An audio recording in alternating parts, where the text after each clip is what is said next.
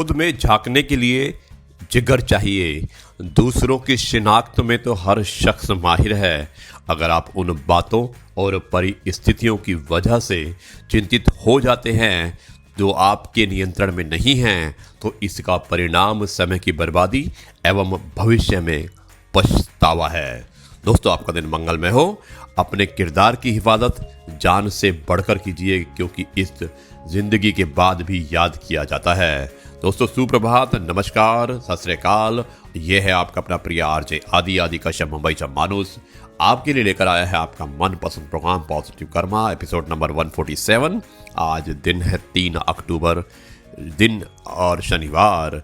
आज ये एपिसोड मैं वापस मुंबई से पेश कर रहा हूँ। मैं बेंगलोर से कल रात को आ गया था और मुझे उम्मीद है कि अब आज का ये प्रोग्राम आपको पसंद आएगा।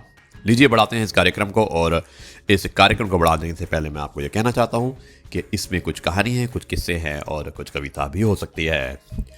जो अपने कदमों की काबिलियत पर विश्वास रखते हैं वो ही अक्सर मंजिल तक पहुँच पाते हैं। खुद को इतना जिद्दी मत बना लो कि मुश्किलें खुद शर्मिंदा हो जाएं।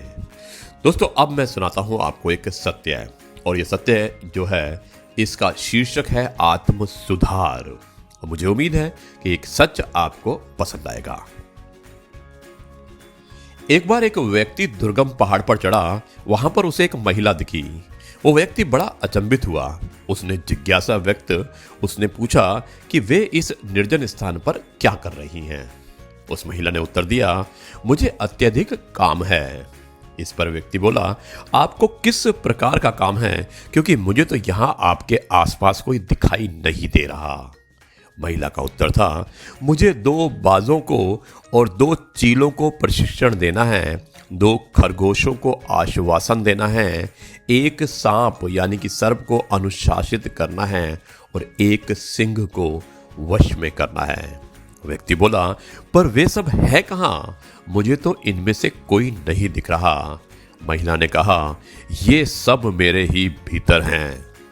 2 बाज जो हर उस चीज पर गौर करते हैं जो भी मुझे मिली, अच्छी या बुरी, मुझे उन पर काम करना होगा ताकि वे सिर्फ अच्छा ही दिखें, और ये है मेरी आंखें। 2 चील जो अपने पंजों से सिर्फ चोट और शक्ति पहुंचाते हैं, उन्हें प्रशिक्षित करना होगा चोट ना पहुंचाने के लिए, और वे हैं मेरे हाथ। खरगोश यहाँ वहाँ भटकते फिरते हैं और कठिन परिस्थितियों का सामना नहीं करना चाहते। मुझको उन्हें सिखाना होगा पीड़ा सहने पर या ठोकर खाने पर भी शांत रहना, और वे हैं मेरे पैर। गधा हमेशा थका रहता है, वो जिद्दी है। मैं जब भी चलती हूँ ये बोझ उठाना ही नहीं चाहता। इसे आलस्य प्रमाद से बाहर निकालना है, और ये है मेरा शरीर। सबसे कठिन है सांप को अनुशासित करना। जबकि यह 32 सलाखों वाले एक पिंजरे में बंद है, फिर भी यह निकट आने वालों को हमेशा डसने, काटने और उन पर अपना जहर उड़लने को आतुर रहता है। मुझे इसे भी अनुशासित करना होगा, और यह है मेरी जीभ। मेरा पास एक शेर भी है, यानी कि मेरे पास एक शेर भी है, और यह तो निरर्थक ही घमंड करता है। वो सोचता है कि वो तो एक राजा है, मुझे उसको वश में करना होगा। यह है मेरा मैं, यानी कि मेरा ईगो। तो मित्र, देखा आपने मुझे कितना अधिक काम है। सोचिए और विचारिए, हम सब में काफ़ी समानता है। अपने ऊपर बहुत कार्य करना है तो छोड़िए दूसरों को परखना, निंदा करना या टीका टिप्पणी करना और उस पर आधारित नकारात्मक धारणाएं बनाना। तो चलिए पहले अपने ऊपर काम करते हैं।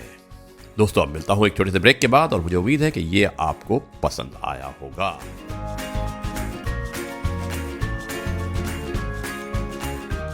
ये दोस्तों एक बार फिर आपका अपना प्रिय आरजे आदि कश्यप मुंबई चा मानुस, और आपके लिए लेकर आया है आपका मनपसंद program positive karma. Episode number है 147।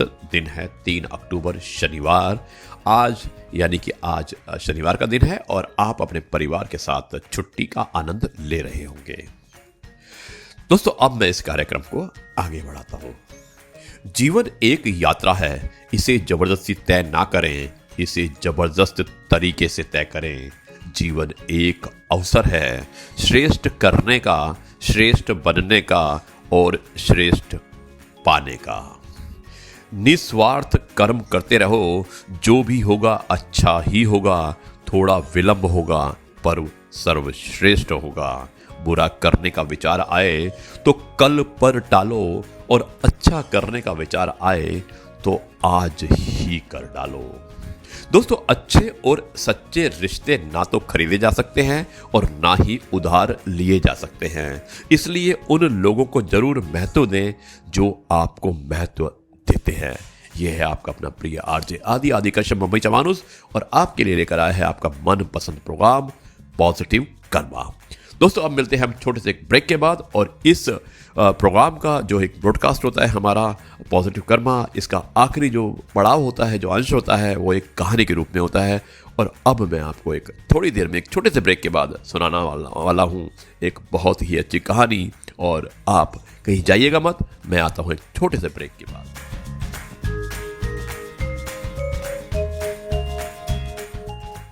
दोस्तों, एक बार फिर आपका अपना प्रिय आरजे आदि कश्यप मुंबई से मानुस और आपके लिए लेकर आया है आपका मनपसंद program positive karma from Mumbai.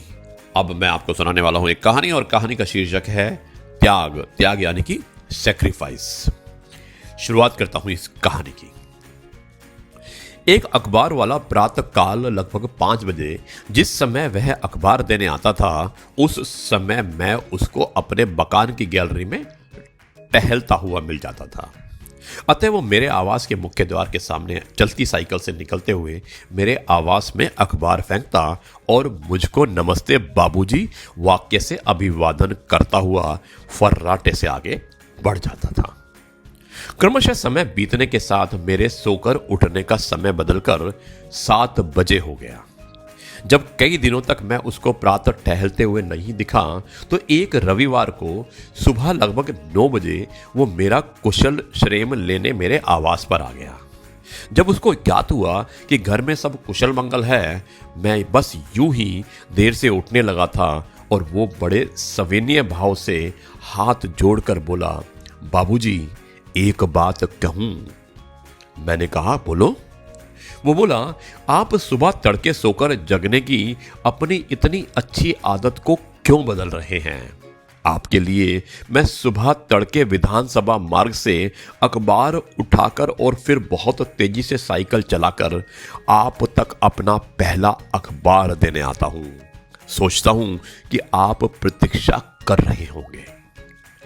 मैंने विस्मय से पूछा, आप विधानसभा मार्ग से अखबार लेकर आते हैं? हाँ, सबसे पहला वितरण वहीं से प्रारंभ होता है, उसने उत्तर दिया। तो फिर तुम जगते कितने बजे हो? मैंने पूछा। 2:30 बजे, फिर 3:30 तक वहां पहुंच जाता हूं, अखबार वाले ने जवाब दिया। फिर मैंने पूछा। फिर लगभग 7 बजे अखबार बांटकर घर वापस आकर सो जाता हूं और फिर 10 बजे कार्यालय। अपने बच्चों को बड़ा करने के लिए ये सब तो करना ही होता है बाबूजी। मैं कुछ पलों तक उसकी ओर देखता रह गया और फिर बोला, ठीक तुम्हारे बहुल्य सुझाव का मैं ध्यान रखूंगा। घटना को लगभग 15 वर्ष बीत चुके थे। एक दिन प्रातः 9 बजे के लगभग वो मेरे आवास पर आकर एक निमंत्रण पत्र देते हुए बोला, बाबूजी बिटिया का विवाह है, आपको सपरिवार आना है। निमंत्रण पत्र के आवरण में अभिलेखित सामग्री को मैंने सरसरी निगाह से जो पढ़ा तो संकेत मिला कि किसी डॉक्टर लड़की का किसी डॉक्टर लड़के से परिणय का निमंत्रण था। तो जाने कैसे मेरे मुंह से निकल गया, तुम्हारी लड़की? उसने भी जाने मेरे इस प्रश्न का क्या अर्थ निकाल लिया कि विस्मय के साथ बोला, कैसी बात कर रहे हैं बाबूजी, मेरी ही बेटी है। मैं अपने को संभालते हुए और कुछ अपनी जेब को मिटाते हुए बोला, नहीं, मेरा तात्पर्य कि अपनी लड़की को तुम डॉक्टर बना सके, इसी प्रसन्नता से मैंने कहा था आपको। हाँ बाबूजी, लड़की ने KG MS से MBBS किया है और उसका होने वाला पति भी वहीं से एमडी है। और बाबूजी, मेरा लड़का इंजीनियरिंग के अंतिम वर्ष का छात्र है। मैं खड़ा खड़ा सोच रहा था, उससे अंदर आकर बैठने को कहूं कि ना कहूं।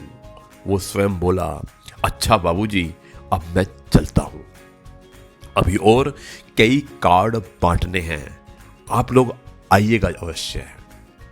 मैंने भी सोचा आज अचानक अंदर बैठने को कहने का आग्रह मात्र एक छलावा ही तो होगा।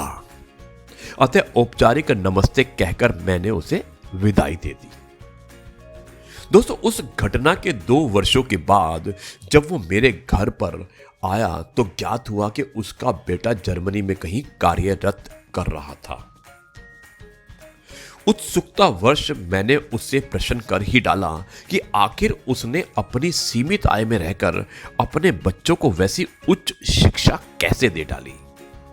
बाबूजी, इसकी बड़ी लंबी कथा है, फिर भी कुछ आपको बताए देता हूं। अखबार, नौकरी के अतिरिक्त भी मैं खाली समय में कुछ ना कुछ कमा लेता था।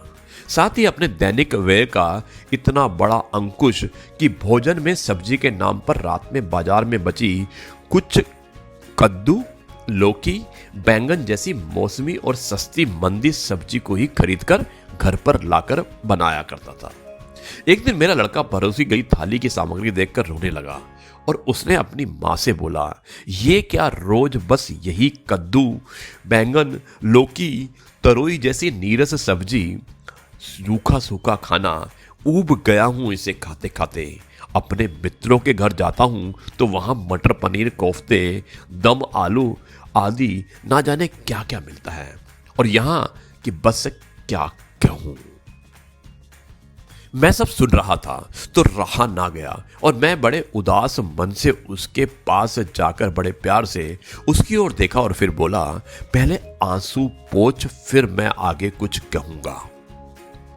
मेरा ऐसा कहने पर उसने अपने आंखों से आंसू पोंछ लिए और फिर मैं बोला, बेटा सिर्फ अपनी थाली देख, दूसरों की देखेगा तो तेरी अपनी थाली भी चली जाएगी, और सिर्फ अपनी ही थाली देखेगा तो क्या पता कि तेरी थाली किस स्तर तक अच्छी होती चली जाए। इस रूखी सूखी थाली में तो तेरा भविष्य देख रहा हूं, इसका अनादर मत कर। इसमें जो भी कुछ परोसा गया है उसके मुस्कुराकर खा ले। उसने फिर मुस्कुराते हुए मेरी ओर देखा और जो कुछ भी परोसा गया था खा लिया। उसके बाद से मेरे किसी भी बच्चे ने मुझसे किसी भी प्रकार की कोई मांग नहीं रखी। बाबूजी, आज का दिन बच्चों के उसी त्याग का परिणाम है। उसकी बातों को मैं तन्मयता के साथ चुपचाप सुनता रहा। दोस्तों, आज जब मैं यह संस्मरण कर रहा हूं तो यह भी सोच रहा हूं कि आज के बच्चों की कैसी विकृत मानसिकता है कि वे अपने अभिभावकों की हैसियत पर दृष्टि डाले बिना उन पर ऊट पटांग मांगों का दबाव डालते रहते हैं। दोस्तों, ये थी कहानी और मुझे उम्मीद है कि ये कहानी आपको पसंद आई होगी। यह है आपका अपना प्रिय आरजे आदि कश्यप, मुंबईचा माणूस। और अब इस कार्यक्रम को एपिसोड नंबर 147 पॉजिटिव कर्मा के अंतर्गत हमने ये पेश किया था। अब इस कार्यक्रम को यहीं पर समाप्त करता है और कल आपसे एक बार फिर मुलाकात होगी एक नई कहानी, नए किस्से, नई कविता और नई बातों के साथ। तब तक मैं आपसे कहता हूँ नमस्कार, गुड बाय, जय हिंद, जय भारत और वंदे मातरम।